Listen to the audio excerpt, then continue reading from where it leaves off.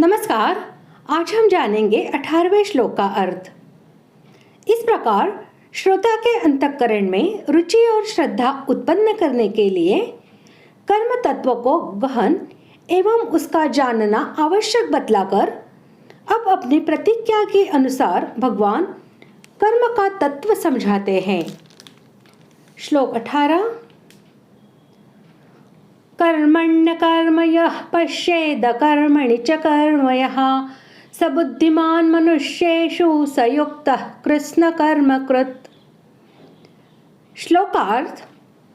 जो मनुष्य कर्म में अकर्म देखता है और जो अकर्म में कर्म देखता है वह मनुष्यों में बुद्धिमान है और वह योगी समस्त कर्मों को करने वाला है। लोक प्रसिद्धि में मन, बुद्धि, इंद्रिय और शरीर के व्यापार मात्र का नाम कर्म है। उनमें से जो शास्त्र विहित कर्तव्य कर्म है उनको कर्म कहते हैं और शास्त्र निषिद्ध पाप कर्मों को विकर्म कहते हैं। शास्त्र निषिद्ध पाप कर्म सर्वथा त्याज्य है, इसलिए उनकी चर्चा यहाँ नहीं की गई। अतः यहाँ जो शास्त्र विहित कर्तव्य कर्म है उनमें अकर्म देखना क्या है, इसी बात पर विचार करना है।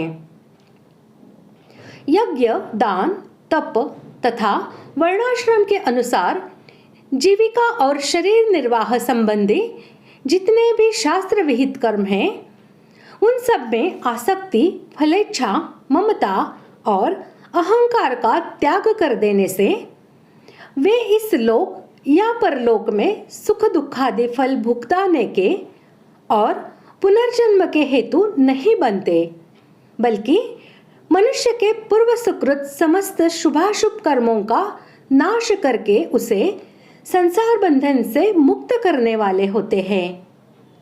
इस रहस्य को समझ लेना ही कर्म में अकर्म देखना है। इस प्रकार कर्म में अकर्म देखने वाला मनुष्य आसक्ति, फलेच्छा और ममता के त्याग पूर्वक ही विहित कर्मों का यथा योग्य आचरण करता है।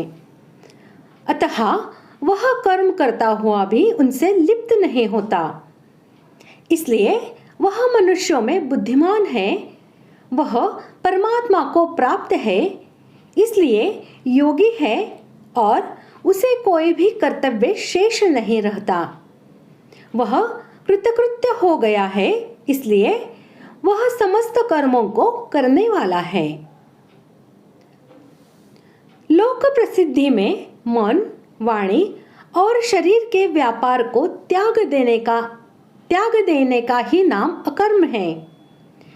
यह त्याग रूप अकर्म भी आसक्ति, फलेच्छा, ममता और अहंकार पूर्वक किया जाने पर पूर्व जन्म का हेतु बन जाता है। इतना ही नहीं, कर्तव्य कर्मों की अवहेलना से या दंभाचार के लिए किया जाने पर तो यह विकर्म के रूप में बदल जाता है। इस रहस्य को समझ लेना ही अकर्म में कर्म देखना है।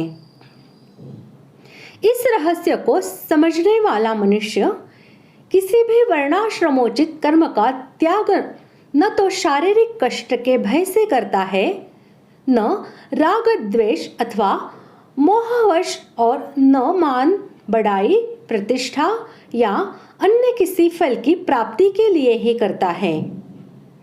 इसलिए वह न तो कभी अपने कर्तव्य से गिरता है और न किसी प्रकार के त्याग में ममता, आसक्ति, फलेच्छा या अहंकार का संबंध जोड़कर पुनर्जन्म का ही भागी बनता है। इसीलिए वह मनुष्यों में बुद्धिमान है।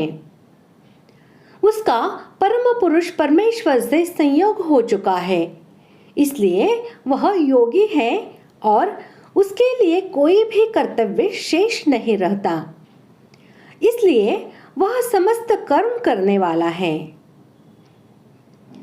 इस प्रकार आज हमने 18वें श्लोक का अर्थ जान लिया है। अगले भाग में जानते हैं 19वें श्लोक का अर्थ। धन्यवाद।